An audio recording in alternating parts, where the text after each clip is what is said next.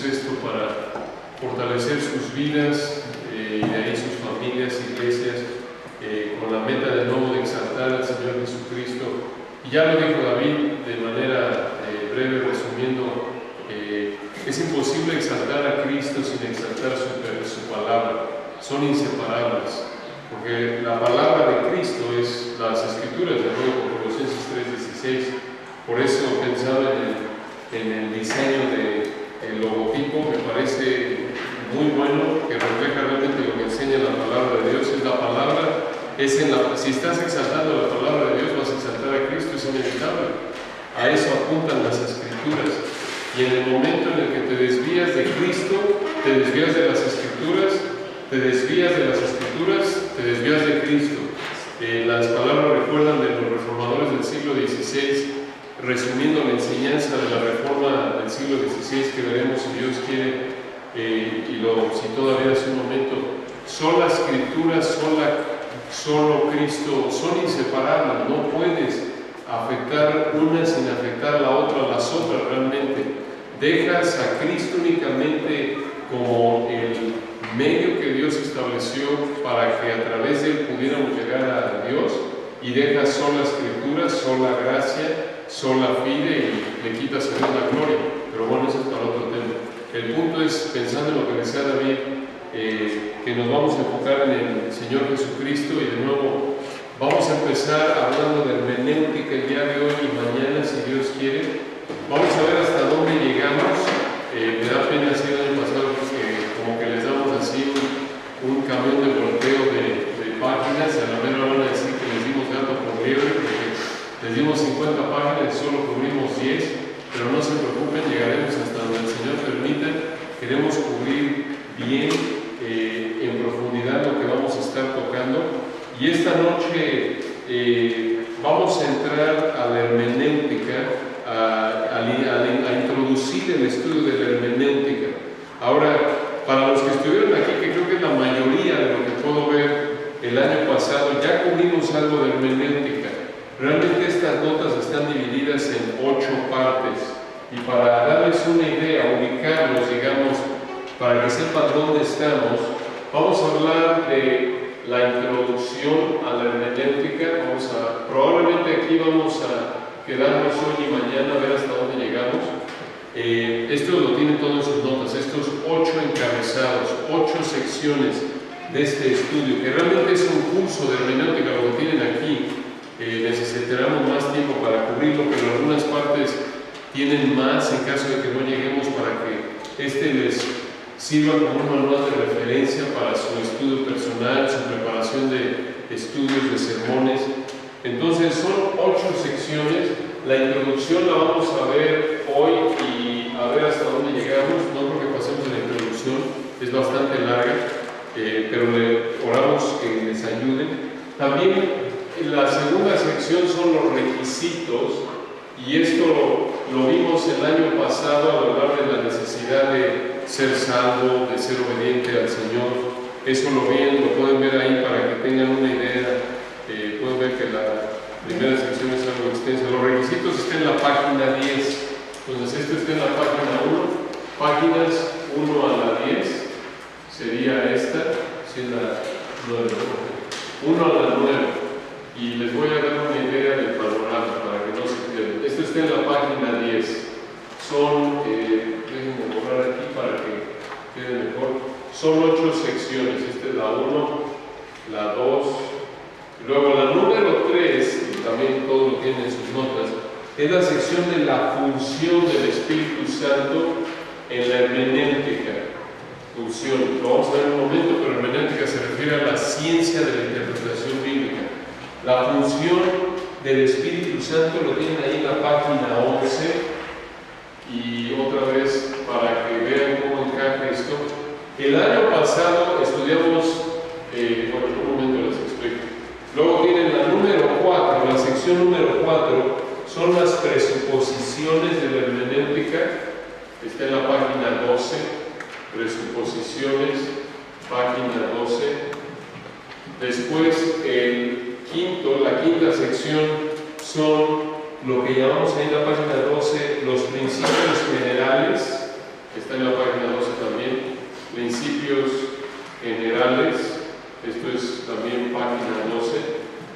Después tienen la sexta sección, lo pueden ver ahí, son los principios específicos, en la página 13, y pueden ahí seguirlo para que vean, para que no se pierdan. Página 13, y esto está bastante completo, hermanos, porque esta es una sección muy importante, hablar de los principios específicos para cada género, para cada tipo de literatura en la Biblia. Como ustedes saben, no podemos interpretar igual los salmos que las epístolas. No puedes, cuando dice Dios es la roca de mi salvación, no quiere decir que es una piedra, es lenguaje figurado. Todo esto lo tienen hasta la página 18, me parece. Sí, hasta la página 18. Página 18. Esos son los principios específicos. Después, la séptima sección de este curso de hermenéutica lo tienen en la página 19, el proceso de aplicación de la hermenéutica, proceso de aplicación, está en la página 19, que creo que es la última, ¿verdad? Muy bien. Y después, la octava sección, de nuevo para que tengan un panorama, son las implicaciones prácticas. Esto es cómo identificar principios prácticos al estudiar la palabra de Dios. De nuevo, me encantaría que cubriéramos todo esto, pero no vamos a cubrir ahora. No lo vamos a cubrir. Observen lo que cubrimos el año pasado. Esto es para que observen, para que tengan una idea de dónde estamos. El año pasado cubrimos dos requisitos. Muy bien. Esto ya lo cubrimos en la página 10. También el año pasado cubrimos la sección de la función, y aquí nos tomamos un buen tiempo, recordarán, hablando del ministerio de iluminación, de cómo el Espíritu Santo nos capacita para estudiar su palabra, y esto no hace a un lado la necesidad de estudiar, de usar la razón sujeta a la palabra de Dios. Y también vimos el proceso de aplicación, por eso lo tienen ahí resumido. Esto es cómo estudias la palabra de Dios, lees el texto, identificas el párrafo, etc. Eso lo vimos el año pasado. ¿Recuerdan los que estuvimos aquí, más o menos? Bueno, más o menos. Ya se acordaron. ¿No es esto? No. Bueno. Pero sí, en serio, si olvidé algo, me dicen, Por cierto, esto es interactivo, hermanos. Aquí, si quieren, se llama cualquier queja, sugerencia con David. Cualquier comentario de ánimo conmigo. No es verdad.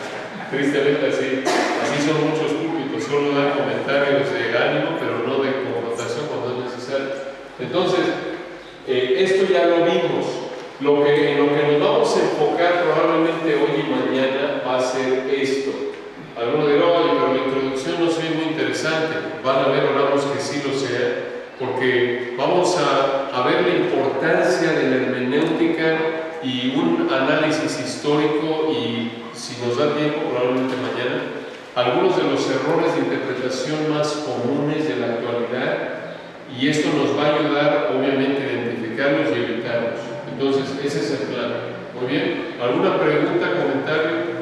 ¿Algo que se nos ha escapado que vimos el año pasado? No, ¿verdad? Bueno, ya que vean las notas también. Muy bien. Entonces, vamos a la página 1, hermanos, si son tan amables, y vamos a la introducción. Introducción al estudio de la hermenéutica. Perdón, es la página 2 ahí en sus notas.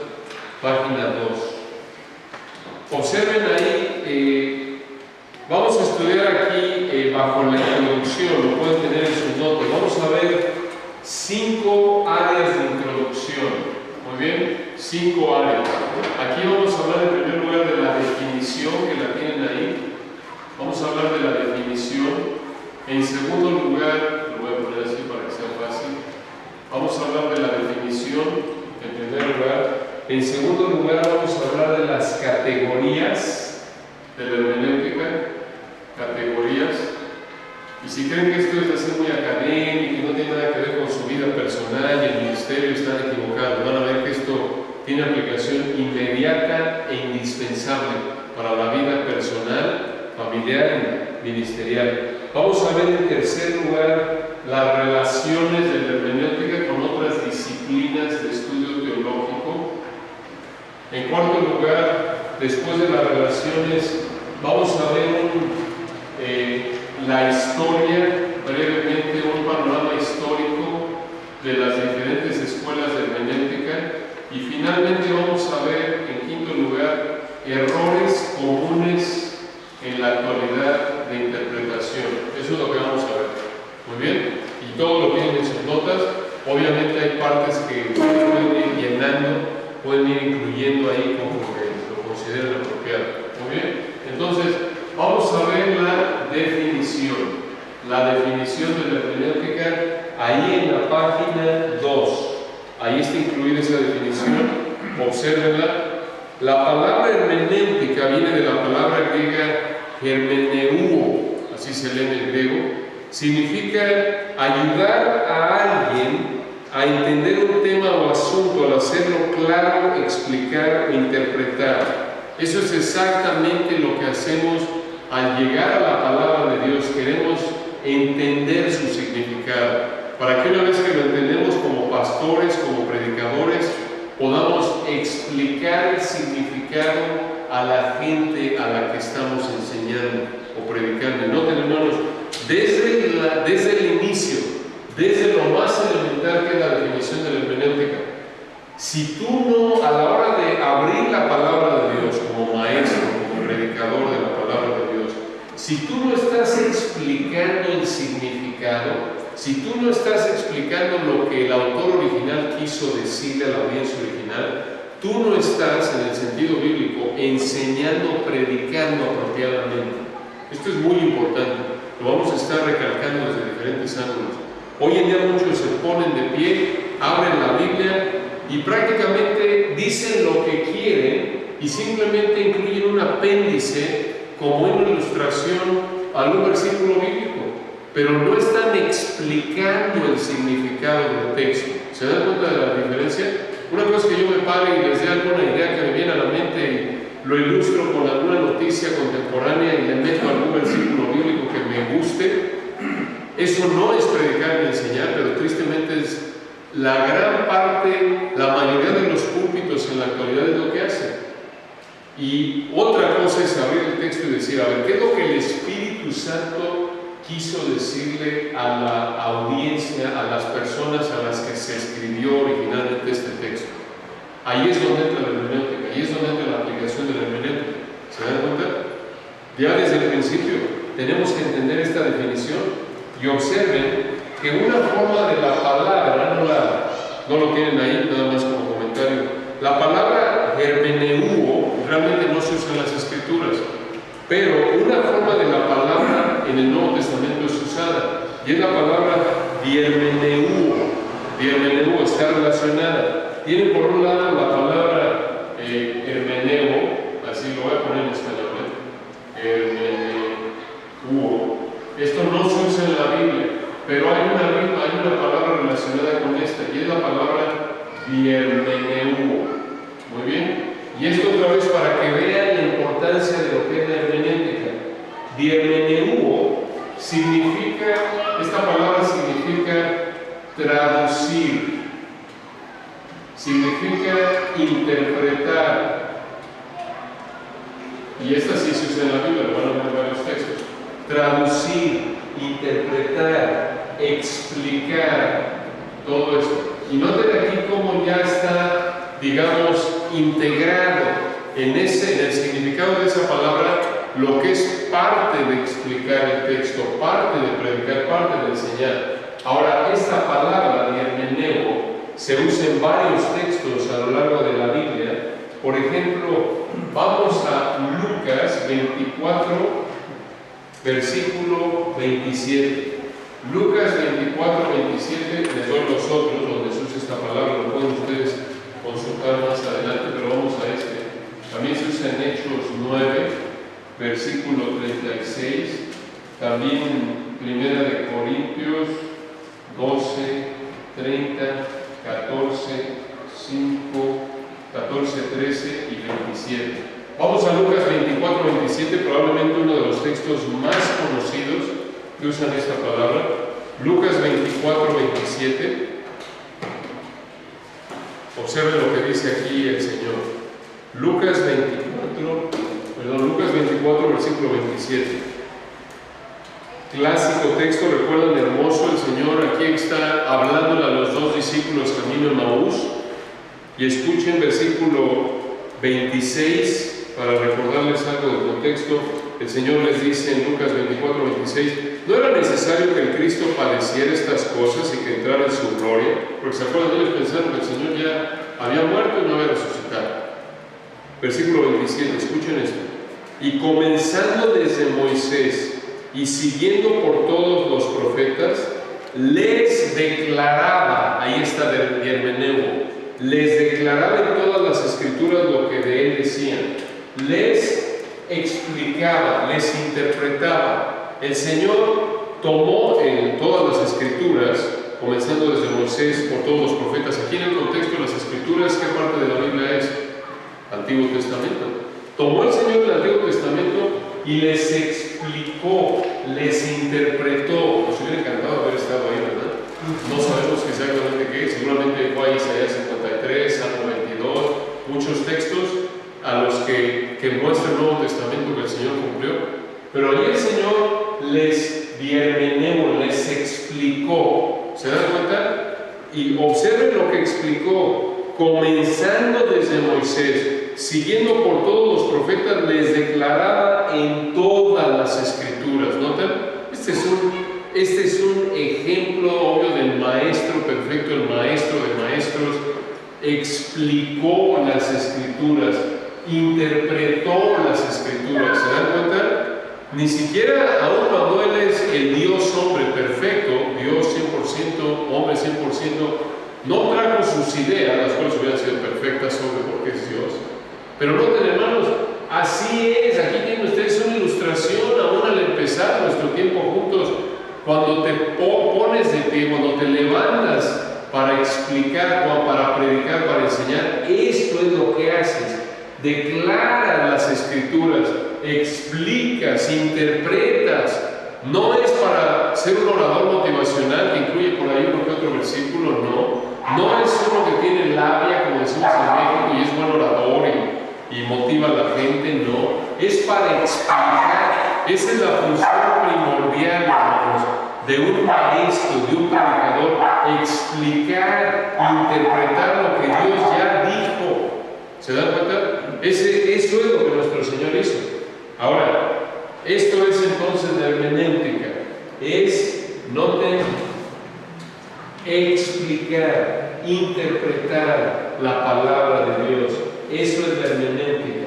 Ahora, la hermenéutica bíblica, escuchen, es una aplicación especial de la ciencia general de la lingüística. Es la ciencia de la interpretación correcta de la Biblia. Ahora, algunos dirán, ¿cómo que una ciencia? ¿Por qué la hermenéutica es una ciencia? Porque es guiada por reglas objetivas fijas. Lo vamos a ver. Tenemos la regla, por ejemplo, el principio literal, el principio de contexto.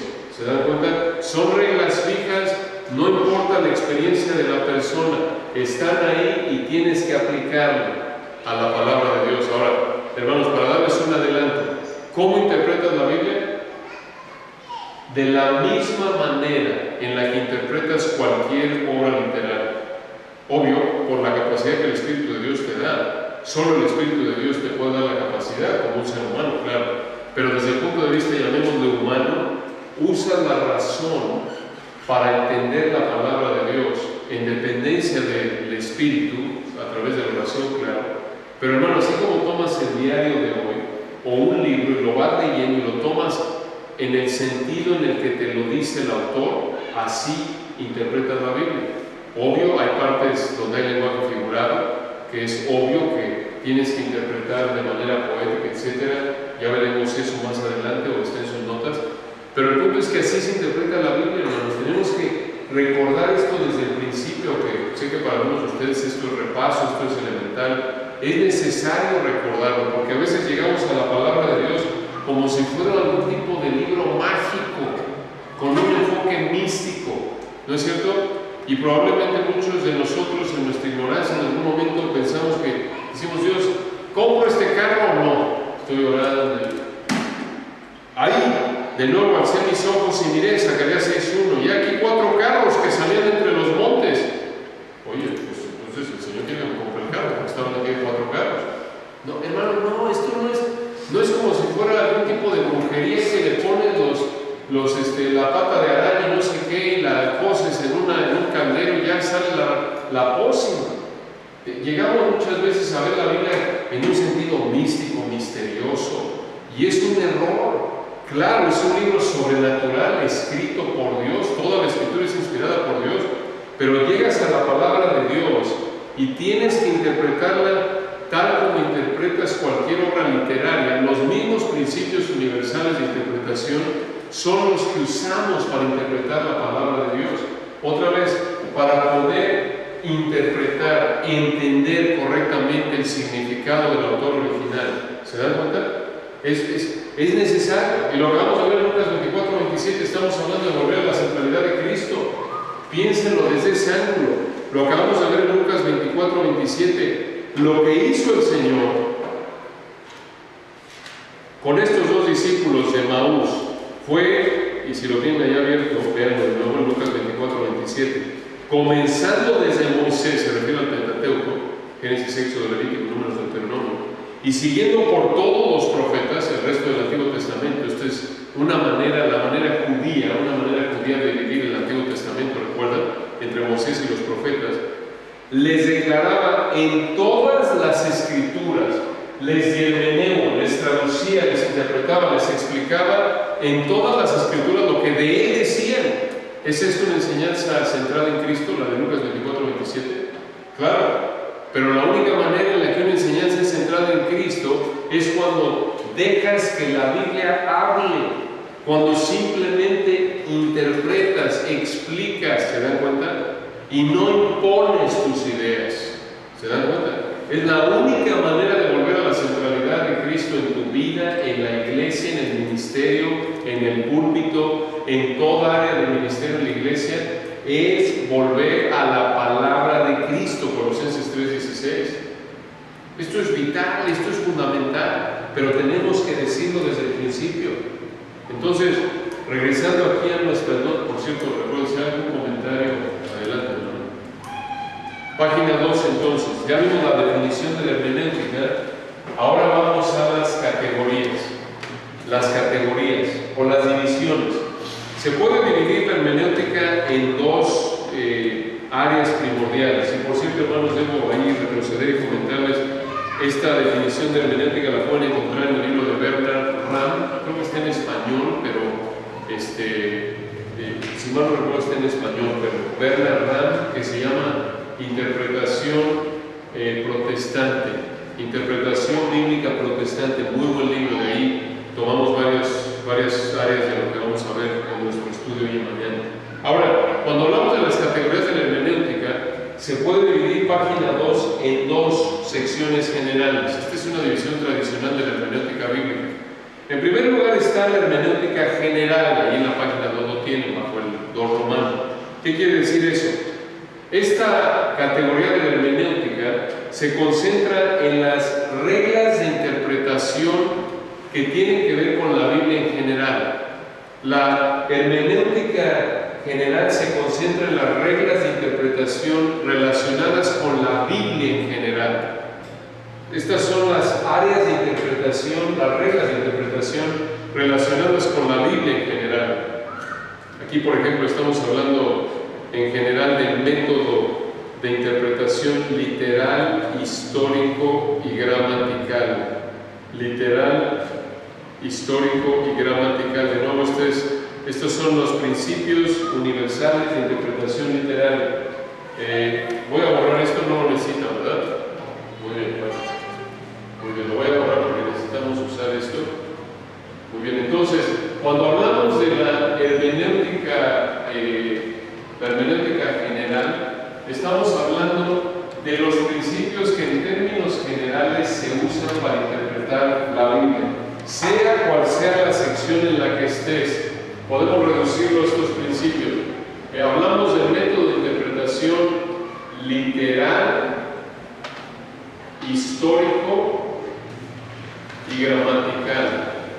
Y lo vamos a explicar brevemente. literal, histórico y gramatical. Literal quiere decir que interpreto la Biblia en el sentido natural, normal del lenguaje. Sentido natural, normal. De nuevo, así como interpretas cualquier documento escrito, a menos de que sea poesía obra, ¿no es cierto? Si las noticias dicen el primer ministro de España se reunió con el primer ministro de Alemania, eso es lo que significa. No buscas un significado oculto. Primer ministro, ¿por qué dice que los españoles van a atacar a Alemania? Ya hay un código secreto. No, ese es el sentido literal, ¿no es cierto? En el sentido literal, parte del principio literal incluye el aspecto de contexto literario. ¿Qué quiere decir esto? Tienes que interpretar el texto considerando los versículos que vienen antes y después, no nada más sacarlo y torcerlo, ¿no es cierto? Por ejemplo, esto es tan importante, de hecho este es el principio de interpretación más importante. Piensen esto, ¿la Biblia dice que no hay Dios? Sí, ¿dónde lo dice? Salmo 14.1. Recuerdan, vean el Salmo 14.1. Ahora este ya me energía, sabía que me afectó algo que esto.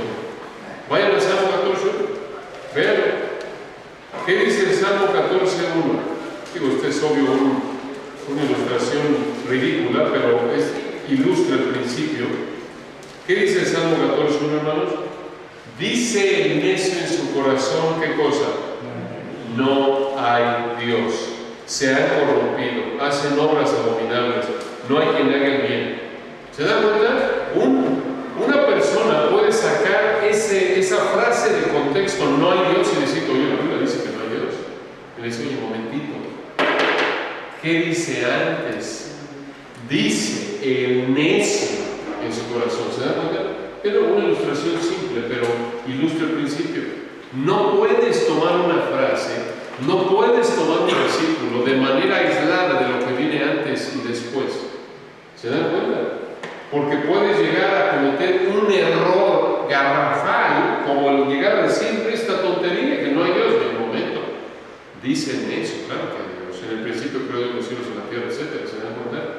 Siempre que estudies la Biblia, no puedes aventarte un clavado y decir, a ver, voy a ver este versículo y de ahí te avientas a predicar. No, no, no. Tienes que entender por qué el Espíritu Santo, por qué Dios en su mente perfecta escogió colocar esa frase, esas palabras en el orden que quiso. ¿Por qué lo puso antes de lo que viene después? ¿Por qué lo puso después de lo que viene antes de esa frase? Hay una razón. ¿Se dan cuenta? El contexto literario, el contexto es fundamental, no puedes hacerlo. Recuerden esta ilustración absurda si quieren, sí, pero esto es para advertirles, alertarlos, hermanos, al peligro de tomar cualquier frase, cualquier párrafo de la Biblia fuera de su contexto. Recuerden, cada palabra es parte de una oración, cada oración es parte de un párrafo, cada párrafo es parte de un libro, de una sección de un libro dentro de los 66 libros de la Biblia. Todo libro tiene un propósito. Así como tú cuando escribes un correo electrónico o una carta, tienes un propósito, a lo mejor escribes un correo para pedir algo, así todo libro en la Biblia tiene un propósito, tiene un fin, tiene una meta. El Espíritu de Dios, cuya mente es perfecta, escogió las palabras, colocar las palabras en un orden específico, con un fin específico, y para entender ese fin necesitas estudiar el contexto. ¿Se dan cuenta? Por eso es tan útil, por cierto, como una ilustración al margen, por eso es tan útil la exposición, la enseñanza, la predicación secuencial de la Biblia. No es la única manera, lo estudiamos el año pasado cuando hablamos de predicación. Puedes hacer un estudio por temas de la Biblia, claro. Por ejemplo, ¿qué dice la Biblia del dinero?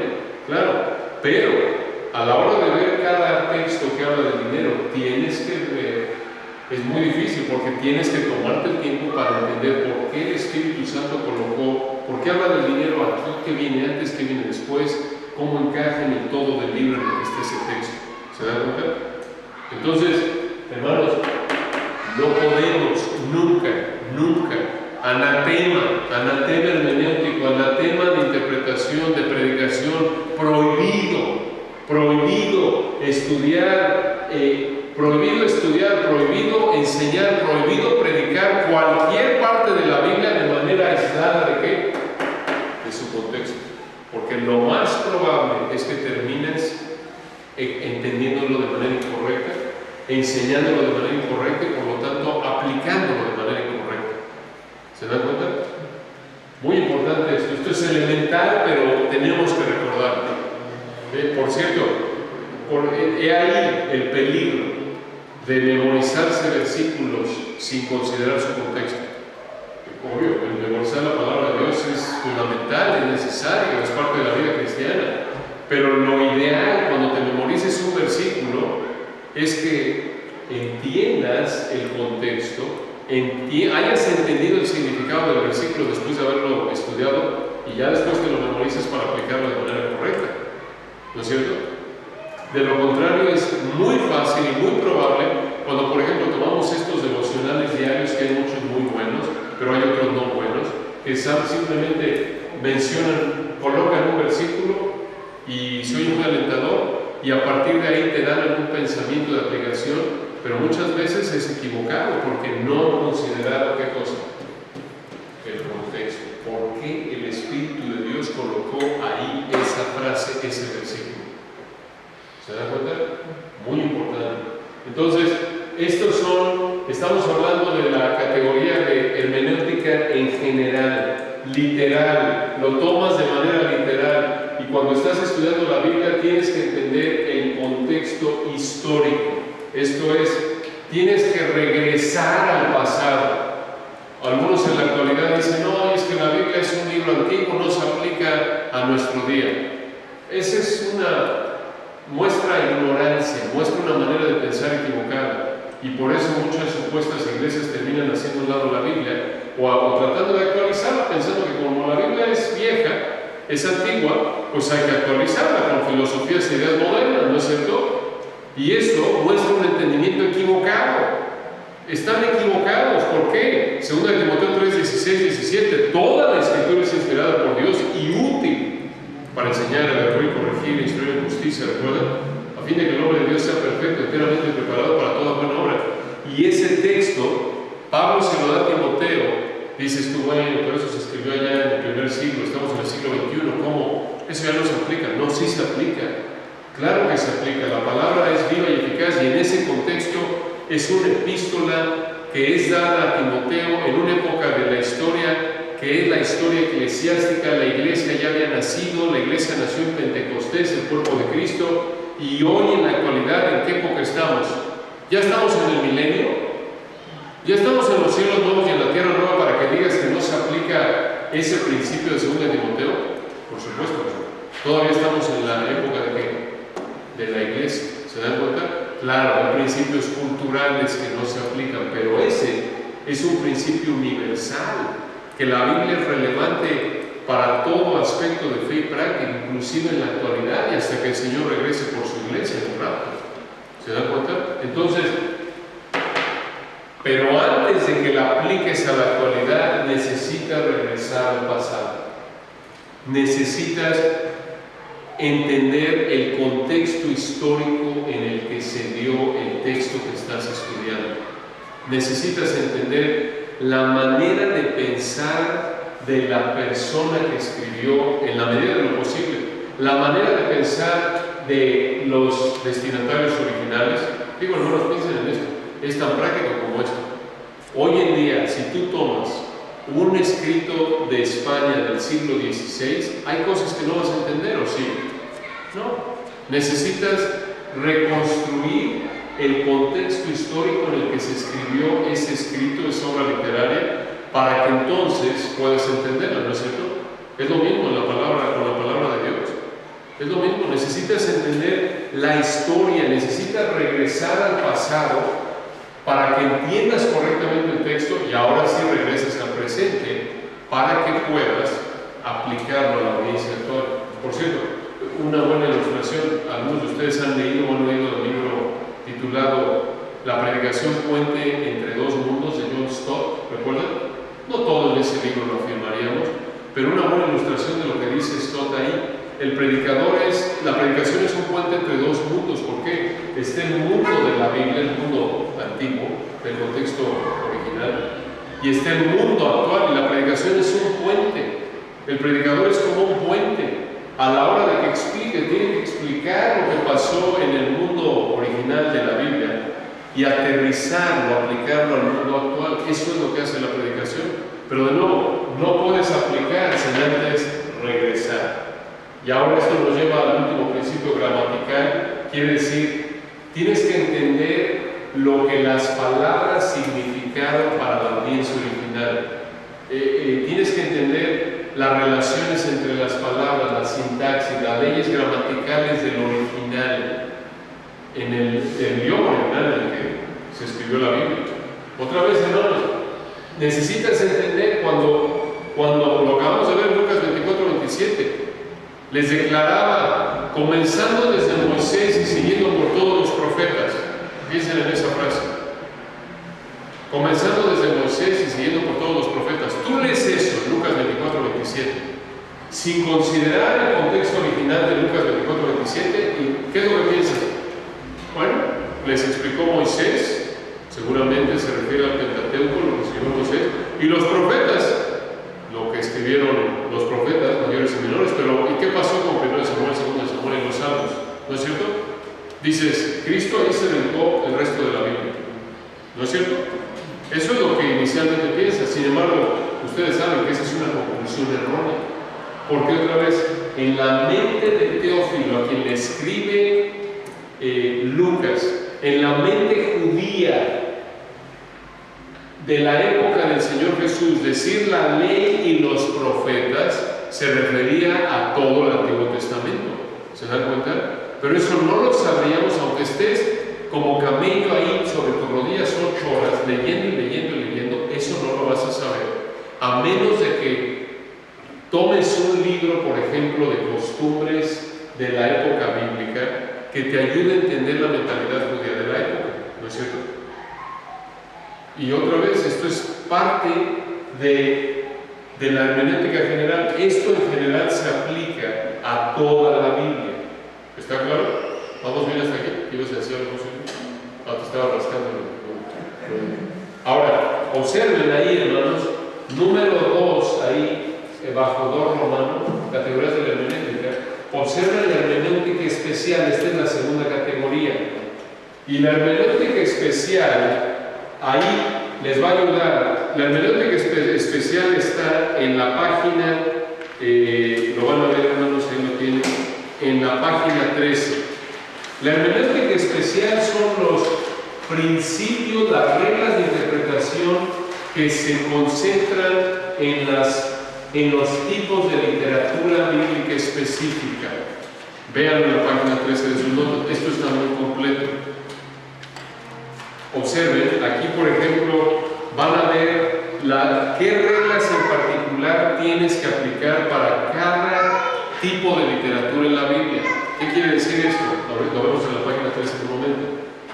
Cuando tú abres la Biblia tienes uno de los primeros pasos, de hecho vayan ahí un repaso del año pasado, dejen su dedo o algo ahí en la página 13 y vamos a la página 19. Página 19, proceso de aplicación, esto lo vimos a fondo el año pasado. Proceso de aplicación de la hermenéutica, ¿están ahí? Página 19. El proceso de estudio. Este es un proceso sugerido para aplicar las reglas de hermenéutica que estamos describiendo aquí. Aquí tienes una lista de 9 pasos de cómo estudiar cualquier pasaje de la Biblia. Muy bien. Cómo estudiar diariamente la palabra de Dios para, sea preparar un mensaje, lo que sea, o simplemente para tu estudio personal. Note, número 1, identifica los límites del pasaje. De lo contrario vas a hacer una carnicería si lo partes a la mitad. Y aquí te ayudan comentarios, etcétera. Vimos esto del año pasado. Número 2, muy importante esto, observen, lo ponemos en el segundo paso, página 19. Cuando estás estudiando un pasaje y ya identificaste, voy a estudiar del versículo tal a tal, Por ejemplo, voy a estudiar Efesios. En primer lugar voy a estudiar la salutación, versículos 1 y 2. ¿Muy bien? Ahora tengo que identificar el género. ¿Qué es el género literario? El tipo de literatura. A eso nos referimos aquí. Esto es, hermanos, lo colocamos en el número 2 porque creemos que esto les va a ayudar a ahorrar tiempo y a evitar errores de interpretación y aplicación de la palabra de Dios. Cuando hablamos de géneros, estamos hablando de diferentes tipos de literatura. Ahora, con eso en mente, regresen a la página 13.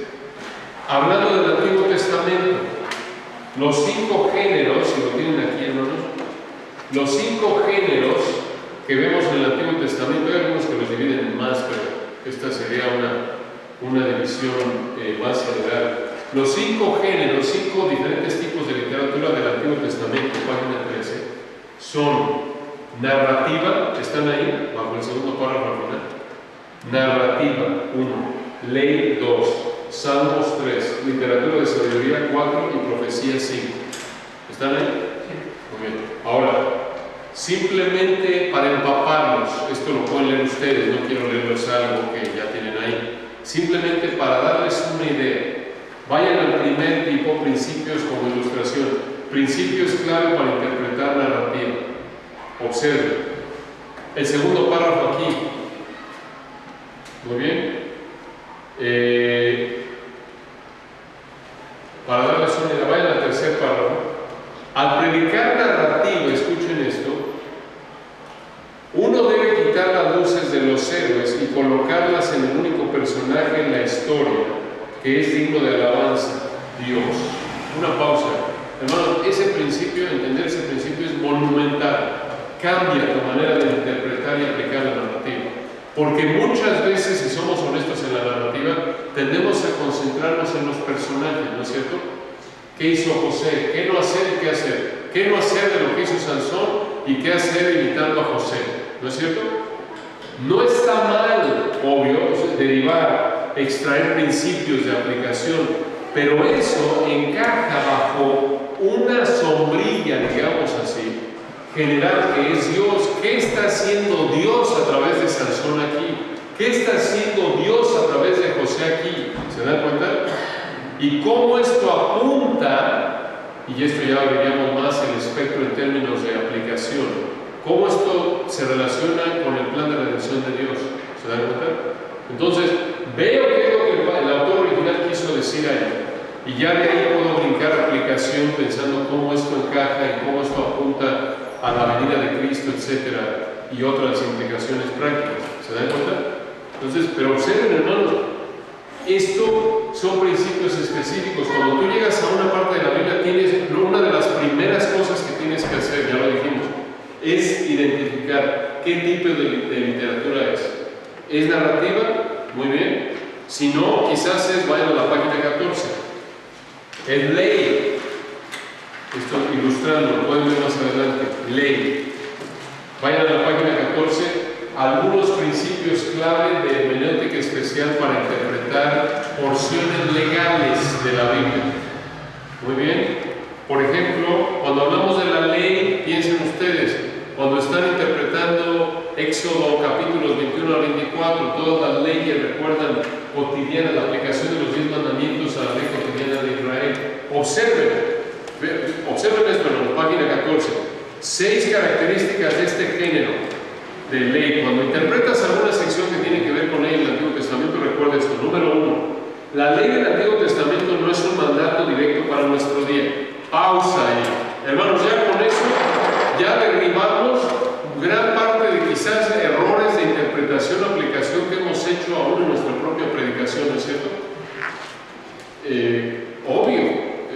Esto es muy importante y a veces en el área pastoral inclusive llegamos a cometer el error garrafal de tomar una ley del Antiguo Testamento bajo la ley mosaica y la aplicamos de manera directa a nuestra vida. Y eso es un error, ¿no es cierto? Vean, número 2. Ahora hay algunos que se aplican como, número 2, la ley del Antiguo Testamento es la base del Antiguo Pacto y por lo tanto de la historia de Israel. Recuerden, nosotros somos la iglesia, no Israel. Número 3, la ley del Antiguo Testamento, escuchen esto, no es obligatoria para el cristiano en el nuevo pacto, excepto donde es renovada de manera específica. Piensen en esto. ¿Por qué no celebramos, escuchen esto, por qué no celebramos Pentecostés hoy? Porque la ley mosaica lo manda, ¿no es cierto? ¿Por qué no vamos a Jerusalén 3 veces al año, como dice el Antiguo Testamento? ¿Por qué? Porque no estamos bajo el Antiguo Pacto, no somos Israel. Y esas festividades las cumplió ¿quién? Cristo, ¿no es cierto? Y recuerden, el Antiguo Pacto va desde el Sinaí en Éxodo 19 hasta el Calvario, ¿no es cierto? Por eso recuerdan la noche que el Señor fue entregado, dijo, toma lo que era la celebración de la Pascua, la comida del memorial de la cena del Señor, y la toma y dice, esta copa es la copa ¿de qué? Del nuevo pacto en mi sangre, que por muchos es que derramada, apuntando a lo que iba a ser horas después en la cruz, ¿no es cierto? Y en Cristo, entonces, Cristo cumple la ley mosaica, y a partir de ahí no solo la ley mosaica, el Antiguo Pacto, ley mosaica, o la ley, todos estos sinónimos de lo mismo, es cumplido por Cristo y reemplazado. El Antiguo Pacto es reemplazado ¿por qué pacto? El Nuevo Pacto, que va a ser cumplido con Israel, ustedes saben, en el milenio, pero la iglesia es participante del Nuevo Pacto. Por eso en 1 Corintios 11, recuerdan, Pablo habla de la cena del Señor, aplicando el Nuevo Pacto a los creyentes, pero noten, y lo recuerdan, lo reitera detalle, Hebreos, capítulos 8, 9, etc., ustedes recuerdan, pero noten, eso es muy importante. Vamos al Antiguo Testamento y no pueden nada más aventarle un clavado ahí a Éxodo 21 y decir, oye, pues esta ley la voy a aplicar, si alguien roba, restituye, y todas esas leyes, pues lo vamos a aplicar de inmediato. No puedes. No puedes. Eso ya se cumplió en Cristo, eso ya no tiene vigencia para nuestra época. Solo la ley que llamamos los aspectos morales, como por ejemplo, que reitera el Nuevo Testamento para el cristiano, para el cuerpo de Cristo, por ejemplo, no matar, se reitera, ¿no es cierto? Por supuesto. Y de hecho el Señor explica la intención de la ley, es no solo abstenerte de cometer homicidio, sino también no, ¿qué cosa? Odiar. Lo vemos en Mateo 5, en 1 de Juan, ¿no es cierto? No robar, claro, Efesios lo reitera. ¿Se dan cuenta? Esto tenemos que recordarlo cuando estamos estudiando pasajes que tienen que ver con la ley. Entonces, esto les da una idea otra vez de la importancia de interpretar, de aplicar la hermenéutica específica dependiendo del tipo de literatura que estamos estudiando. Por ejemplo, vayan a la página 15, estoy nada más escogiendo algunos así como ilustración, después ustedes los pueden estudiar. Vayan ahí a la página 15 y vean un punto clave cuando estás predicando los salmos. Cuando estudias y predicas los salmos, página 15, están ahí bajo tercero, el segundo parrafito, que dice tercero. ¿Están ahí? Escuchen esto. Cuando prediques los salmos, recuerda que ya no estamos bajo el pacto mosaico, sino bajo el nuevo pacto. ¿Por qué es importante eso otra vez? Porque cuando llegas al Salmo 51, recuerda el clásico y dice David, no quites de mí tu Santo Espíritu. Dices, vamos a perder la salvación. Muchos, de manera bien intencionada, aún en la actualidad dicen, eso indica que Dios puede quitar el Espíritu Santo del creyente y perdemos la salvación. ¿Se dan cuenta del error de interpretación? ¿Cuál es el contexto original? David ahí está confesando ¿qué cosa? Su pecado, ¿se acuerdan? De homicidio, en 2 Samuel 11, de homicidio, de adulterio, y está ahí bajo la ley mosaica, y en ese entonces el antiguo pacto, recuerdan, se refiere al ministerio del Espíritu Santo de venir, capacitar a alguien como David, quien fue rey, ¿se acuerdan? Y venía, lo capacitaba para la tarea específica, y a eso se refiere David. No me quites la capacidad que me has dado para cumplir mi función como rey sobre la nación que me has puesto. ¿Se dan cuenta? No se refiere a que va a perder la salvación. Y eso no tiene aplicación directa a nosotros, tal como lo dice ahí David. ¿Se dan cuenta? Entonces, hermanos, tenemos que recordar esto. Cuando llegas a la Biblia a veces es fácil, otra vez, lees tu Biblia, lees Génesis, Éxodo, Levítico, y lees la Biblia en un año, y como todo está pegado, digamos, como en nuestras Biblias tienes aquí en el índice Génesis, Apocalipsis, tendemos a verlo como, pues este es como una revista, como el libro X, que el capítulo 1, 2, 3, 4, y todo igual. Hermanos, no es igual. Tenemos el privilegio de tener aquí esta colección de 66 libros, pero recuerden que cada uno fue escrito en diferentes fechas. Son diferentes tipos de literatura, escrito a diferentes audiencias. Y cuando llegas en tu estudio personal a un libro, recuerda, y aquí es donde ayuda, por ejemplo, algún libro de introducción, una Biblia de estudio, recuerda, a ver, ya acabé Génesis y ahora voy a brincar a Isaías. A ver, momento, hay que cambiar aquí de canal. ¿En qué fecha escribió Isaías? ¿A quién le escribió? ¿Qué tipo de literatura es? Ya nada más, hermanos, piensen en esto. Nada más con esto va a cambiar tu perspectiva inmediatamente, aunque todavía no entres en un estudio a fondo, inmediatamente ya esto te va a equipar para protegerte de cometer errores de interpretación y aplicación. ¿Se dan cuenta algo tan simple como esto? Entonces, esto es hermenéutica, esta es la categoría de hermenéutica especial. Observen otro ejemplo, estoy de nuevo escogiendo los errores más comunes. Página 15, en Proverbios. Página 15, vean esto ahí en la página 15. Principios clave para interpretar literatura de sabiduría. Por ejemplo, ahí tienen ustedes el número 1. Cuando estudias Proverbios, ¿están ahí? Cuando estudias Proverbios, recuerda los siguientes 4 principios. Vean el 1. Los proverbios individuales reflejan principios generales de sabiduría, no verdades universales, escuchen esto, ni garantías legales de Dios que cubren todo aspecto de la vida. Ahora, detente. Esto te ahorraría mucho dolor. Cuando ves, por ejemplo, Proverbios 22, que dice, instruye al niño en su camino y que, aun cuando fuere viejo, que no se apartará de él.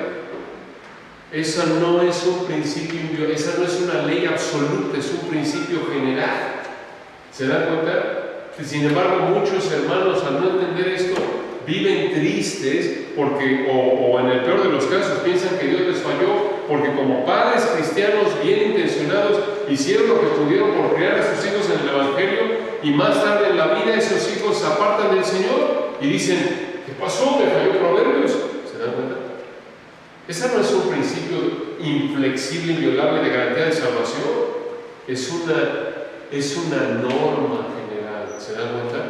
Y hay que incluir otros principios a lo largo de la Biblia. Por ejemplo, Ezequiel 18.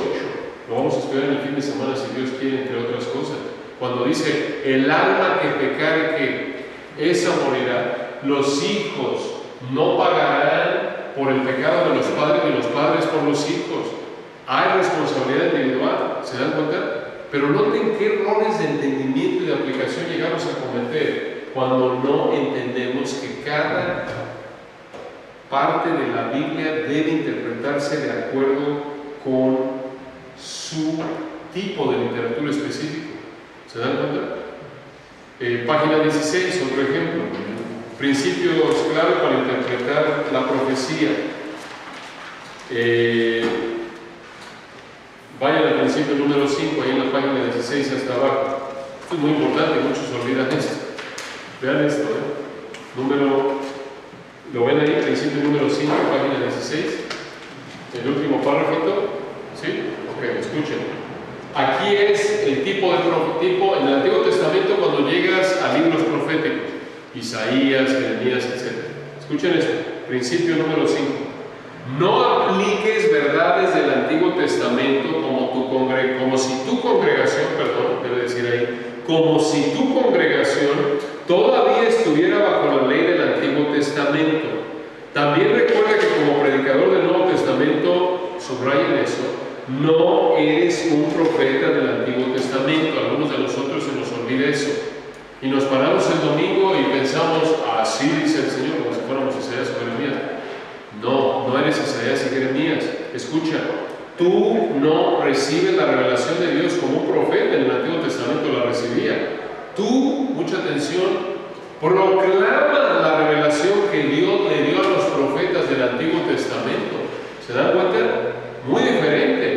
Isaías recibió la revelación directa y fue un instrumento que Dios usó para escribirla. Nosotros, sí, hablando la palabra de Dios, Dios habla sí a través de la explicación correcta de su palabra, pero nosotros proclamamos lo que Isaías escribió, habiéndolo interpretado correctamente. Dices, oye, ¿pero qué Dios no habla a través de la predicación? Sí, pero solo habla cuando tú ya hiciste tu estudio y lo explicas, habiéndolo interpretado correctamente. Te das cuenta, es muy diferente. Tú no eres Isaías, tú no eres Daniel.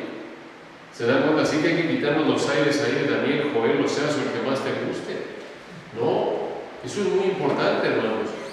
No podemos, no estamos en la misma situación. ¿Se dan cuenta?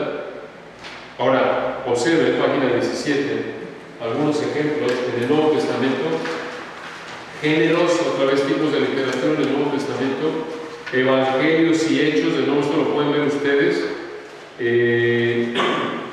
Vayan al punto 4, cuando estás estudiando evangelios y hechos y predicándolo, están ahí en el puntito 4, bajo evangelios y hechos, página 17, escuchen. No pierdas el enfoque del corazón narrativo del pasaje. El corazón narrativo, escuchen, es el punto teológico de la historia, conforme es revelado a través de los personajes principales y la trama. ¿Qué quiere decir eso? Una ilustración. Vayan a Lucas 15, hermanos, por un momento. Lucas 15. Y ahí es un texto muy conocido, pero noten aquí el punto teológico, aquí como por qué el Espíritu Santo coloca estas parábolas. Aquí hay, como ustedes recuerdan, 3 parábolas. La de la oveja perdida, la moneda perdida y podemos decir el hijo perdido o el hijo pródigo. Observen y noten el tema que se repite aquí. Este es el punto teológico de las 3. En las 3 se perdió algo y se encontró, ¿no es cierto? Y las 3 ilustran lo mismo. Observen.